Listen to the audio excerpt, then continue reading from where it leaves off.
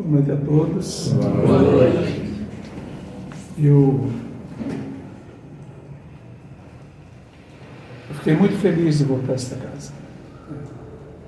Quando a Heloíse nos convidou para voltar aqui e contribuir de alguma maneira, né? Fiquei muito feliz, porque já estive aqui há algum tempo e fui muito bem recebido como hoje. Parabéns pela tua música. Nos emociona e é sempre bom a gente, com a música, criar esse ambiente, né, propício, que toca a nossa sensibilidade, evoca em nós sentimentos de gratidão a Deus. E é bom a gente iniciar sempre um trabalho com essa conexão com Deus e com a espiritualidade que aqui coordena os trabalhos dessa casa. Nós trouxemos para a nossa reflexão na noite de hoje a passagem do capítulo 19 do Evangelho segundo o Espiritismo, em que Jesus, os Espíritos desenvolvem a fé que remove montanhas. Esse capítulo ele é muito interessante porque, via de regra, se a gente não cuida, a gente só lê, né? Na pressa, no dia a dia corrido das nossas vidas, das nossas preocupações. A gente mesmo no Evangelho, se a gente não cuidar, a gente só está lendo e não está fazendo a reflexão devida ao aprofundamento devido das lições maravilhosas contidas no Evangelho de Jesus. E graças a Deus, como espíritas, nós estamos hoje sob a égide desse Consolador prometido por Jesus, que é a doutrina espírita, e que facilita muito para nós a interpretação dessas lições, que, se não fossem essas interpretações, exigiria de cada um de nós um aprofundamento. Muitas vezes a gente teríamos que recorrer a pessoas que pudessem explicar melhor, e que entendessem mais, que se aprofundassem mais nos estudos das Escrituras. Mas na doutrina espírita, os espíritos fizeram em parte esse trabalho por nós, desenvolvendo as parábolas de Jesus, que numa leitura simples, numa leitura apressada, numa leitura em que a gente não estivesse naquele momento ali disposto a fazer um aprofundamento, a buscar e a pesquisar, a gente certamente ficaríamos ainda na superfície do sentido da parábola. A parábola que eu trago hoje, que está nesse capítulo 19, é a parábola da figueira que secou, ou da figueira seca, ou da figueira estéril, dependendo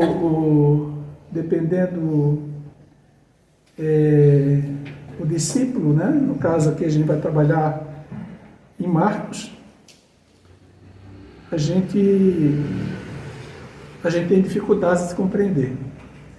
Mas essa parábola é interessantíssima porque nesse pequeno estudo que a gente faz, e aprofunda um pouco, e busca, pesquisa, vê outros autores também desenvolvendo a palestra, a mim me pareceu ter dois sentidos, ou duas mensagens assim, muito, muito importantes para nós.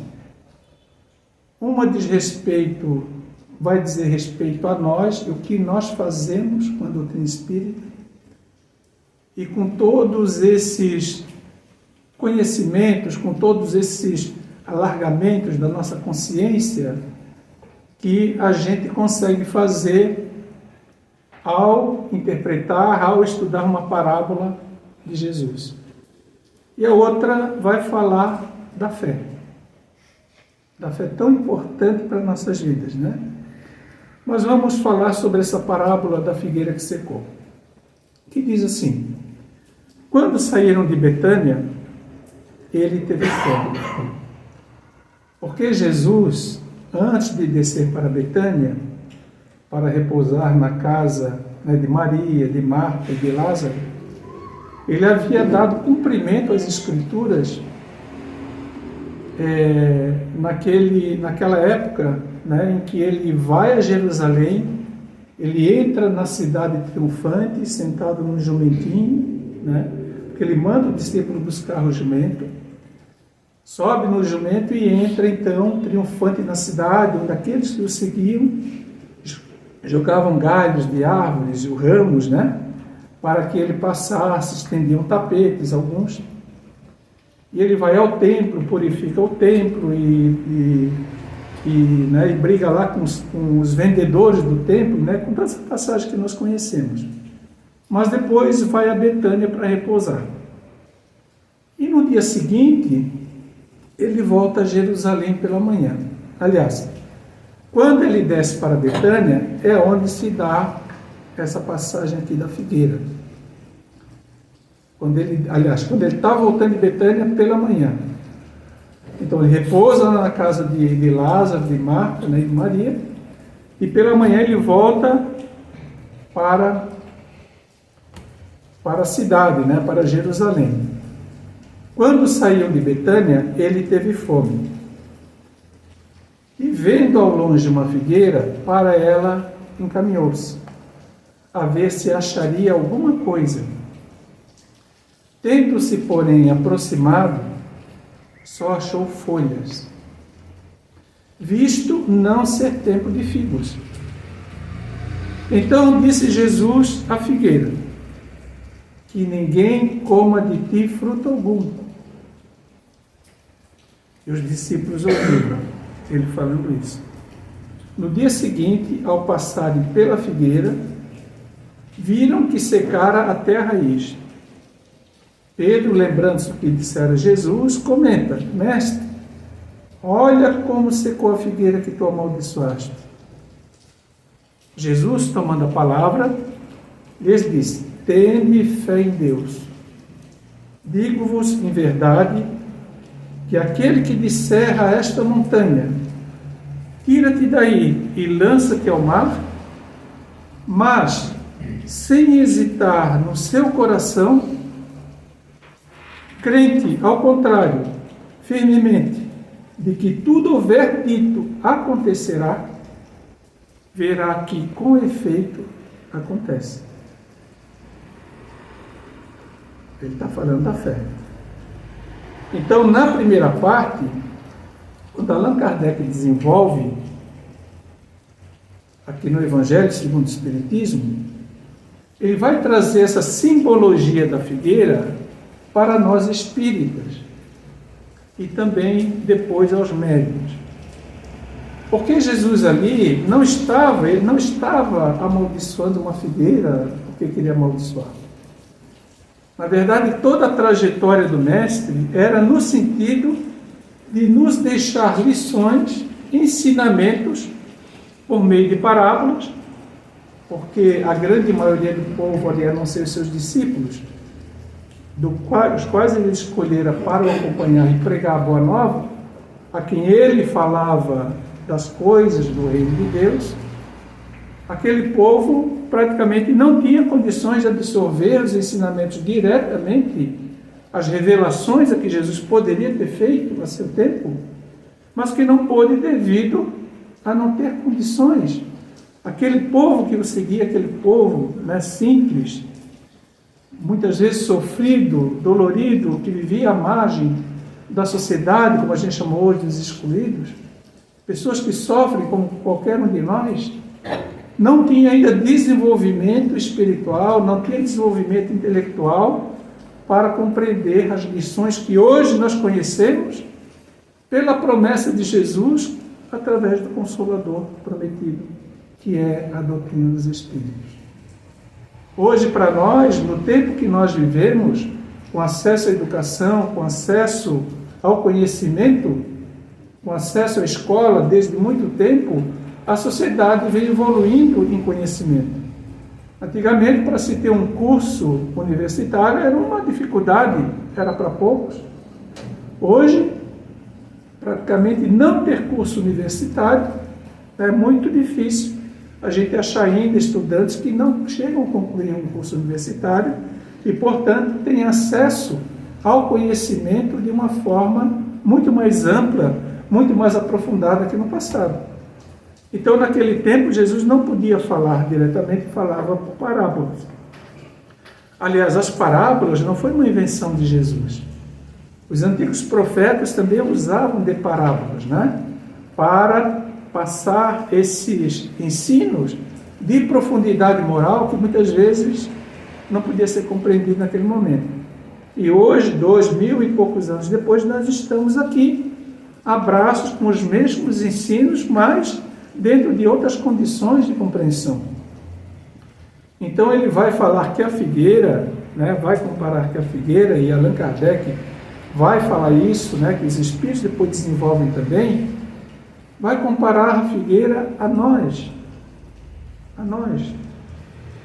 E dizendo que aquela esterilidade que ele encontrou na figueira, de não encontrar o alimento espiritual, de não encontrar ali o fruto para saciar a fome, pode ser comparada a qualquer um de nós que tem contato com os ensinamentos de Jesus, principalmente nós espíritas que temos essa responsabilidade de estarmos aqui abraços com uma doutrina que dilata em muito as nossas possibilidades de compreensão do Evangelho, que elaboramos na casa espírita, que assumimos os encargos de, muitas vezes, coordenar uma instituição, de fundar uma instituição, mas que temos em profundidade uma responsabilidade imensa.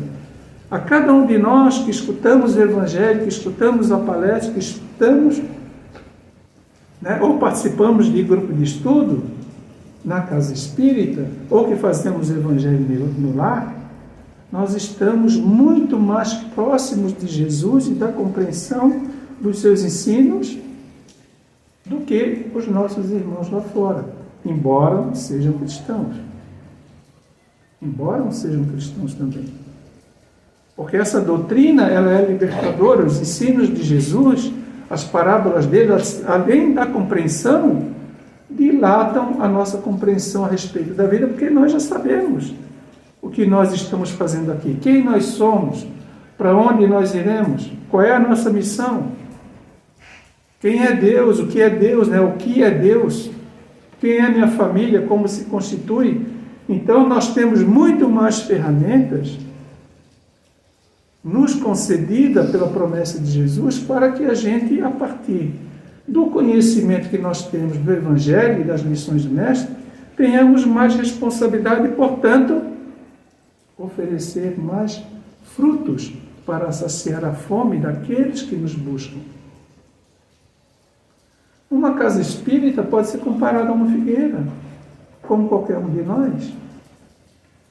Ora, se vê uma criatura numa casa espírita e aqui, qualquer outra casa espírita não é bem recebida, não é acolhida nas suas necessidades, não tem aqui um abraço, não tem uma palavra amiga, não tem uma palavra de conforto, é a figueira estéril. A pessoa vai embora e não volta, mas é uma pessoa necessitada desses frutos que a gente desenvolve em nossos corações pela nossa sensibilidade ao contato com os ensinos do Mestre. Então Jesus teve fome, mas não era uma fome só física, é uma simbologia, porque parábola é muito simbólica, né? É tudo simbologia. Então Allan Kardec vai depois desenvolve, né, que essa figueira estéril simboliza todos aqueles, nós, que tendo meios de ser úteis, não o somos. É também todas as utopias, né, todos os sistemas ocos, vazios. E quando as pessoas seguem, né, esses sistemas vazios, que não desenvolvem na pessoa essa fé que nós já conhecemos na doutrina espírita.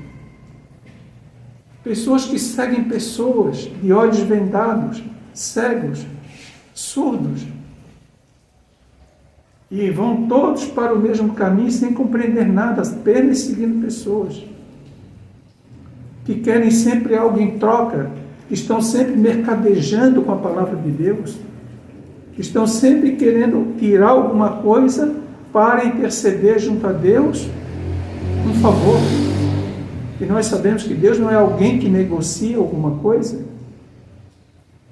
Deus não dá nada, Deus apenas criou suas leis perfeitas, suas leis que não podem ser derrogadas e às quais todos nós estamos submetidos. Ora, que adianta bater na porta do centro espírita ou procurar um médico com uma doença? Quero ser curado. Mas se eu não mudar os hábitos, se eu não mudar meu comportamento, se eu não mudar minha maneira de me comportar no mundo, se eu não dominar minha língua, minha boca, minha escuta, minhas atitudes, se eu não mudar minhas atitudes dentro da minha casa, eu vou ter paz?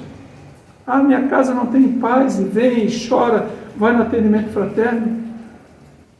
Mas cadê a mudança que a gente precisa fazer? Porque nós não podemos terceirizar aquilo que nos compete. Estamos nos enganando. Estamos buscando milagre. E a gente sabe que na doutrina espírita não se fala em milagre, não se prega milagre, não se promete milagre, porque o milagre quem faz, o milagre da mudança, da transformação, sou eu. Tudo que eu escuto aqui, tudo que eu leio, todos os livros, as palestras, os estudos, é para que eu desenvolva em mim forças, encontre forças suficientes com o apoio da espiritualidade, porque eles nos apoiam quando veem em nós o esforço. Então minha vida muda. Minha vida muda. A doutrina espírita muda a vida de qualquer pessoa, para melhor. Mas desde que a gente entenda exatamente a proposta da doutrina espírita. Então ele fala que essa figueira também é todo mundo que aparenta propensão para o bem, mas que em realidade nada de bom produz. Dos oradores que mais brilho têm do que solidez, cujas palavras só saem da boca. É aquele verniz e na vida pessoal, na vida lá fora, são outras pessoas, né? De sorte que agradam aos ouvidos, sem, no entretanto, revelar, quando escutadas, algo de substancial para os corações. É a mesma coisa nós, como pais, mães, trazer meu filho para o centro espírita, às vezes obrigar a frequentar a infância e juventude de uma casa espírita, mas lá dentro do meu lar eu não dou exemplo. Eu não dou exemplo. Sou uma coisa na casa espírita e dentro da minha casa sou outra pessoa. Ou sou outra pessoa na sociedade que não tem respeito por nada, que quer ser feliz atropelando as pessoas. Kardec diz também que simboliza também a figueira seca, todos aqueles que tendo meios de ser úteis não o são, né? Assim como todos os sistemas que levam o ser humano nessa direção. Somos árvores, dizem os espíritos, nessa situação, cobertas de folhas, como a figueira. E é interessante, quando a gente aprofunda o estudo sobre a figueira, por que Jesus amaldiçoa nessa intenção de nos deixar uma lição? Porque aquela figueira que tinha folha era para ter fruto na época. Porque uma figueira, escutando o professor Severino Celestino, que é um grande conhecedor das escrituras antigas, que estuda o hebraico, que se aprofunda, ele diz que uma figueira para dar fruto, ela primeiro nasce o fruto. Aponta o fruto no caule, para depois as folhas. Então, naquela época, quando Jesus vê aquela figueira coberta de folhas, que ele vai em busca, era para ter frutos. Mas não tinha, estava estéril.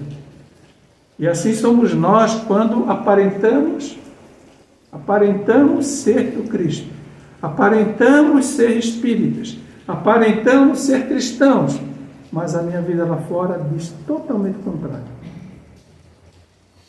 As palavras só saem da boca.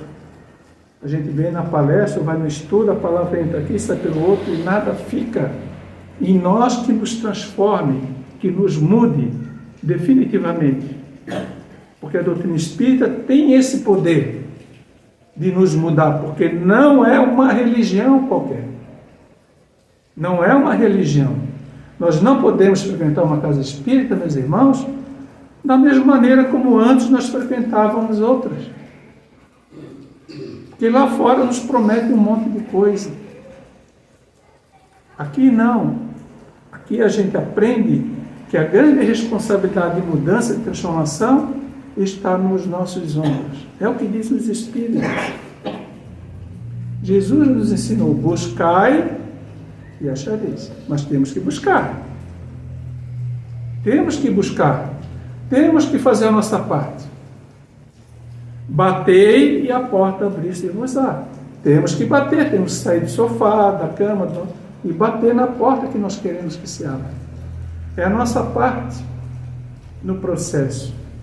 E somente assim os bons espíritos nos auxiliam. Porque se eles veem a gente encostado, deixa a vida me levar, eles esquecem. Lembra da parábola do filho pródigo?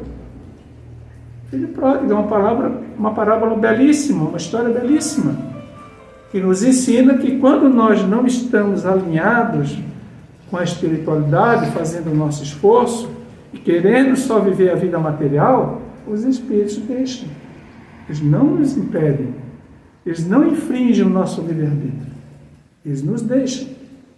Nos deixam. O que aconteceu com o filho pródigo? Foi ver a vida, gastou tudo, pegou o futuro do pai, gastou tudo, acabou no sofrimento, na dor. E quando bate a dor, a gente volta correndo. Volta se arrastando, mas nós voltamos.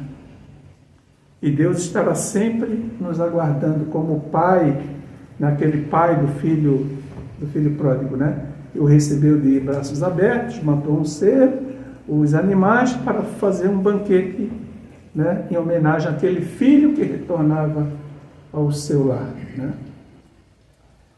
Então ele diz: são árvores cobertas de folhas, porém baldos de frutos. Por isso que Jesus condena a esterilidade. E é assim que acontecerá conosco. Quando a gente fica só na aparência, só no verniz social, e não temos nada de concreto, não temos nada por dentro, ocos, estéreis. Jesus se refere também, e a gente lembra disso, quando ele faz referência, sempre fez referência aos fariseus, por serem túmulos caiados de branco. Vocês lembram? Túmulos caiados de branco. Porque batiam no peito, nas sinagogas, sempre vestidos de branco, né? Orando, mas eram hipócritas. Jesus se refere a eles como hipócritas. E a espiritualidade nos conhece em profundidade que nós somos. Eles não se ligam na nossa aparência, no que nós temos, no que nós somos, não. É os tesouros do Espírito que eles olham. É o que nós estamos amealhando, guardando para viver a vida espiritual, a vida do Espírito imortal. São esses tesouros que a espiritualidade olha e sabe que esse é o nosso destino. Reencarnar é para isso. Não é para vencer no mundo, é para vencer o mundo. Claro que nós precisamos das coisas do mundo. Nós somos espíritos reencarnados vivendo na matéria. Mas não precisamos ter tudo e abdicar de todo o sentido espiritual da vida para me jogar absolutamente na busca das coisas, para ter as coisas. Nada disso a gente leva, né? Nós sabemos disso. E quando Allan Kardec traz a questão para dentro da casa espírita, ele vai falar dos médiuns. Ao se referir às figueiras secas, ele vai também nos trazer um alerta aos médiuns. E eu até estendo assim a todo trabalhador espírita. Todo. Porque a mediunidade todos nós temos. Uns mais, outros menos. Todos nós temos mediunidade. Mas ele faz referência principalmente àqueles médiuns por quais mediunidades a espiritualidade se comunica, transmite os seus ensinos, transmite as suas mensagens para todo o povo, para instrução, para orientação. Então, o médium, aquele médium, né, que é instrumento da espiritualidade, tem também que ficar muito atento àquilo que nós fazemos dessa mediunidade, né,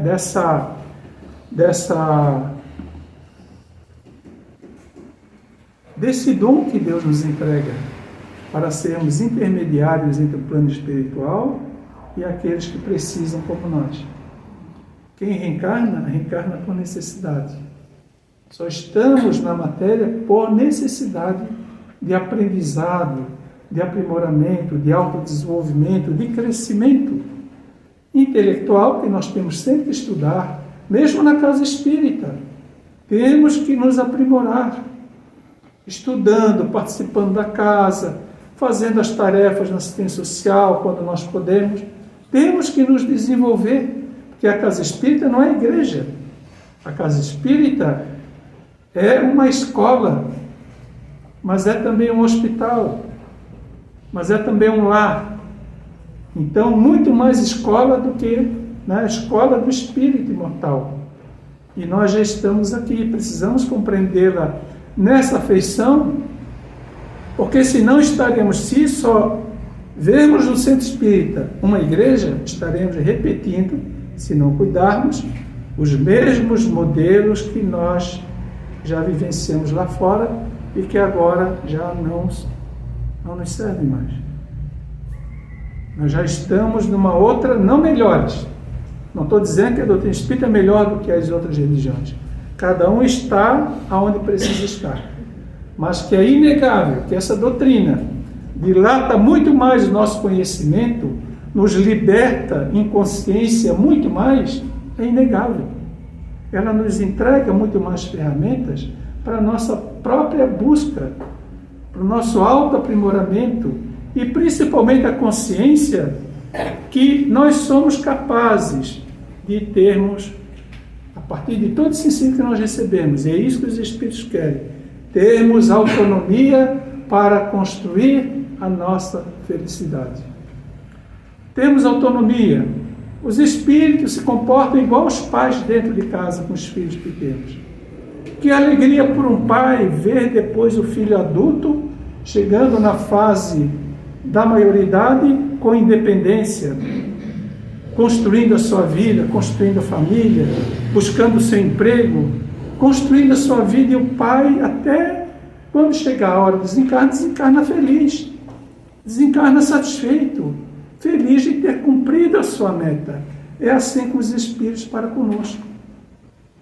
Eles não querem nos carregar pela mão, para lá e para cá, dizendo faça isso, faça aquilo, isso é errado, isso é certo. Não.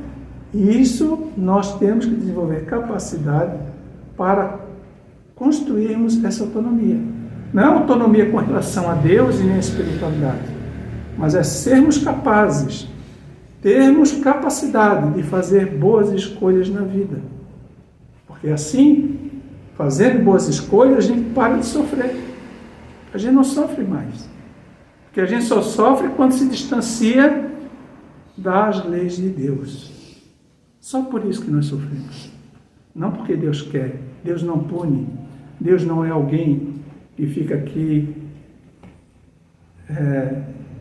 nos dando sofrimento ou nos dando alegria. Não é mais assim na doutrina espírita. Deus é amor. Deus é plenitude. Deus é beleza. E Deus estatuiu suas leis de perfeição irrevogáveis. Leis que são para todo o universo, para nós, para os animais, para as plantas. Esse é o Deus que a doutrina espírita nos ensina. E todo sofrimento é quando nos afastamos da prática do bem, da prática do amor ao próximo. Porque estamos nos afastando das suas leis. É por isso que a gente sofre. E quando ele faz essa referência aos médiuns, que recebem esse dom, que nós podemos ser comparados a árvores destinadas a fornecer um alimento espiritual para seus irmãos. Quando a gente não faz isso, a gente está na verdade, fazendo mau uso dessa faculdade natural que temos todos nós. Mas alguns vêm com essa faculdade num grau muito maior, mais desenvolvida, com o corpo já preparado para ser um médium mais ostensivo, estar mais a contato, mais direto com a espiritualidade. Por isso que alguns têm evidência, alguns fazem psicofonia nas reuniões mediúnicas, alguns têm audição, conseguem, mas a maioria de nós temos esse contato. Mas a gente está tão embrenhado nas coisas do mundo e da matéria, nas preocupações, que a gente não escuta essas sensações que nos chegam pelo corpo, os pensamentos, né? Mas alguns médiuns têm isso muito mais, essa objetividade na percepção dos espíritos. Se, porém, eles desviam do objetivo providencial e a preciosa faculdade que lhes foi concedida, se a empregam em coisas fúteis ou prejudiciais, se a põem a serviço dos interesses mundanos, né? Deus lhes retirará um dom que se tornou inútil neles. E a gente vê casos de médiuns perdendo esse dom da mediunidade, que começa muito bem, né? Mas, para que estudar? E não frequentam direito, e não são assíduos, são relapsos com o dom que receberam de Deus. E a gente vê aquele médium mais à frente, apesar dos conselhos, das orientações, depois vai definhando essa faculdade. Vai perdendo, o médium vai se afastando, né? Quando muitas vezes não sofre, né? A questão da obsessão, né? Chega a ser muitas vezes médicos que passam a ser obsediados por espíritos, né, que o induzem a esse afastamento desse compromisso que receberam, né? E na segunda parte, quando Jesus então, nessa parábola da figueira seca, vai falar sobre a fé. Quando ele diz que tende fé em Deus, né? Quando ele seca a figueira, depois Pedro comenta, não, mestre, a figueira está seca. E ele diz, tende fé em Deus. Digo-vos em verdade que aquele que disser essa montanha, tira-te daí e lança-te ao mar, mas sem hesitar. Esse é o grande problema, né? Porque isso é difícil a gente desenvolver, essa fé verdadeira, não hesitante. A fé que não duvida. É muito difícil. Não é fácil, não. Porque a gente tem sempre uma pontinha de dúvida na cabeça sobre a fé. E essa fé, quando a gente não duvida, quando a gente não hesita, é o que Jesus disse. Crente ao contrário, firmemente, de que tudo houver dito acontecerá, verá que com efeito acontece.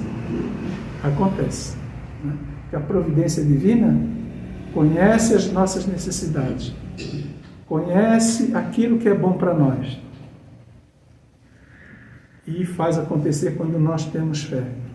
Quando nós movimentamos a nossa vontade nesse processo, quando nós acreditamos e colocamos a vontade, e essa vontade nos faz também nos mexer, agir em favor pelas nossas atitudes, pela nossa maneira de falar, as coisas acontecem, as coisas melhoram. Melhoram mesmo. Mas a gente precisa estar alinhado. Precisamos fazer esse alinhamento espiritual. E não querer ser uma coisa aqui, fazer o atendimento fraterno ali, tomar um passe ali, levar água fluidificada para casa, e lá fora querer viver a mesma vida que a gente tem. Não é assim, não funciona. Não funciona. Estamos repetindo o modelo de antes, porque não funciona. Só funciona para aqueles que realmente colocam essa vontade e esse desejo de fazer essa mudança. E nessa mesma oportunidade, o mestre ensina sobre o poder da fé como instrumento da vontade. Leon Denis falava, né, no seu livro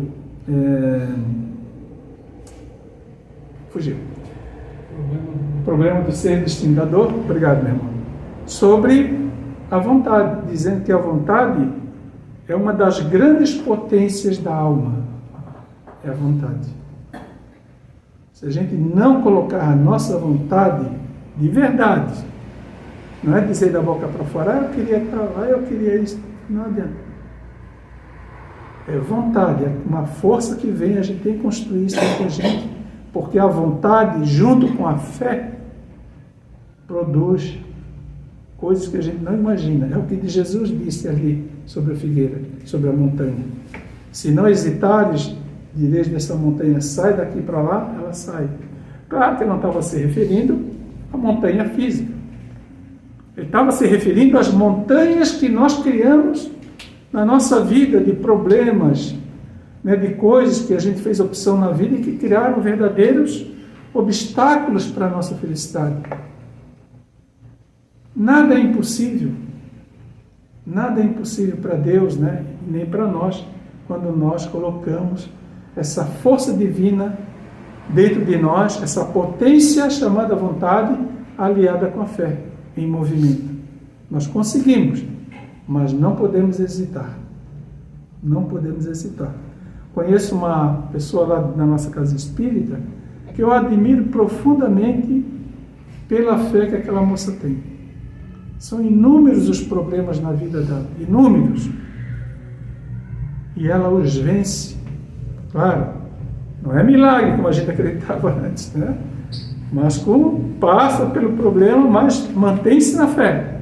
E as coisas se resolvem. Problemas de doença, problemas dentro de casa, problemas de família.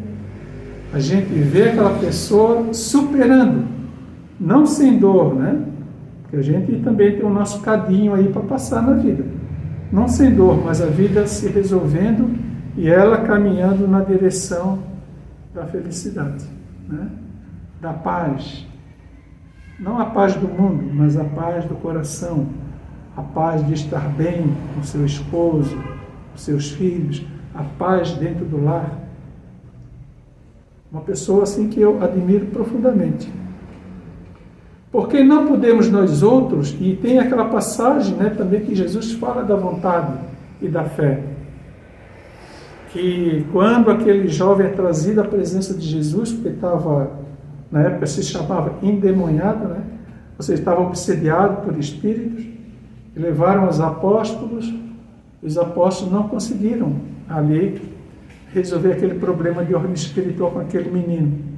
Aí o levam à presença de Jesus, e ele diz para o, né, chamava-se demônio na época, diz para aquele espírito deixar a criança, o espírito, pela autoridade moral do Cristo, deixa a criança, e ele diz, né? E eles perguntam ele para Jesus, por que nós outros, os apóstolos, não conseguimos expulsar esse demônio? E Jesus responde, por causa da vossa incredulidade. Falta de fé. Pois em verdade vos digo, se tivesses a fé do tamanho de um grão de mostarda, dirias essa montanha, sai daí para lá, e ela iria. Novamente, né, nessa mesma passagem, Jesus se referindo à fé que transporta a montanha. Então as montanhas são essas que nós estamos conversando. As dificuldades da vida, os problemas, as lutas, né? Então, se nós tivermos essa fé robusta que dá perseverança e a energia, os recursos aparecem. Os recursos são colocados na nossa vida, aos nossos pés, pela espiritualidade que nos incentiva, que nos estimula para trabalharmos. Nada acontece na nossa vida sem trabalho. Nada. É uma lei da vida. É uma das leis morais, é o trabalho. Nós temos que nos movimentar. Não adianta pedir. Temos que fazer a nossa parte. E ele completa, né? Fé inabalável, diz Kardec, só é a que pode encarar de frente a razão em todas as épocas da humanidade. É a fé espírita. É a fé raciocinada. É essa fé que nós precisamos desenvolver dentro de nós, em nossos corações. É essa fé que deve nos trazer ao centro espírita. E não vir por automatismo. Eu vou porque sou obrigado. Ninguém mais é obrigado a nada na doutrina espírita. A nada. Nós viemos porque nós acreditamos. Nós viemos porque a doutrina espírita hoje é uma opção para a minha vida. É o caminho que eu encontrei. Essa descoberta que a gente fez na vida que transforma a nossa existência. Então isso é fé, né? Então essa parábola da figueira seca é maravilhosa, bonita. E eu convido a todos, né, para estudarem essa parábola, aprofundarem. Tem muito conteúdo que a gente acha na internet que complementa, né? Tem sites maravilhosos das obras de Kardec. Nós temos outros palestrantes com muito mais capacidade, conhecimento para falar dessa parábola. Mas eu achei uma oportunidade maravilhosa, né, de a gente poder, né, e a gente se sentir na nossa necessidade nessa busca ao estudar esse tema. Então, meus irmãos, acho que já está passando a hora, né? Então, esses frutos, né, ele diz assim, ó, para a gente finalizar com essa mensagem. Essa é uma mensagem que está no livro Caminho, Verdade e Vida, que diz, fala de frutos, né? Que diz assim, ó, portanto, pelos frutos os conhecereis. Jesus e Mateus. O mundo atual, em suas elevadas características de inteligência, reclama frutos para examinar as sementes dos princípios. O cristão, em razão disso, necessita aprender com a boa árvore que recebe os elementos da providência divina através da seiva e converte-os em utilidades para as criaturas. A gente falava da mediunidade, né? Convém o esforço de autoanálise, a fim de identificarmos a qualidade das nossas próprias ações. Muitas palavras sonoras proporcionam simplesmente a impressão daquela figueira condenada. Não fala nada ao nosso coração, não diz nada para a nossa vida, entra por um ouvido e sai pelo outro, né? Mas é indispensável conhecermos os frutos da nossa vida. O que nós estamos produzindo de bom, né? Ao contato com a doutrina espírita, isso modificou a minha vida. Hoje eu sou uma pessoa melhor, eu continuo tratando meu semelhante, meu vizinho, aquela pessoa problema da família, dentro do lar, sou um pai melhor, sou uma mãe melhor, um filho melhor. Em seus círculos, pode o homem receber diariamente a seiva do alto, transformando-a em frutos de natureza divina. Indiscutivelmente, a atualidade reclama ensinos edificantes. Nesse tempo difícil que a gente vive, né? Mas nada compreenderá sem demonstrações práticas. Mesmo porque, desde a antiguidade, considera a sabedoria que a realização mais difícil do homem na esfera carnal é viver e morrer fiel ao Supremo Bem. Então, pede de nós, sim, a vida, exemplo, essa mudança, né? E que a gente seja e possa oferecer por nossa vez, quando as pessoas nos procurarem, quando as pessoas quiserem saber sobre a doutrina espírita, sobre o que a gente faz aqui, o que a gente recebe, quando as pessoas nos procuram, procurando muitas vezes um ombro amigo, uma mão estendida, um momento de compreensão, um momento do tempo da nossa vida, porque não é só da cesta básica, não, da roupa usada, não, isso não é caridade. É caridade, não, claro que é caridade, mas não é caridade essencial, porque a gente dá daquilo que está sobrando na nossa casa. Nós não damos ainda o óbolo da viúva, são poucos que dá daquilo que é essencial na nossa vida, que muitas vezes é uma coisa preciosa, é o tempo da nossa vida. E a gente não dá isso, a gente não para, né?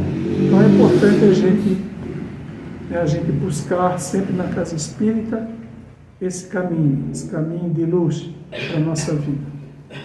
Meus irmãos, agradeço imensamente a casa, a diretoria, pelo convite, a atenção dos irmãos, ao apoio da espiritualidade dessa casa, que, né, sempre nos recebe sempre com tanto carinho, né, em nossas necessidades. E pela atenção, muito obrigado. Uma boa noite.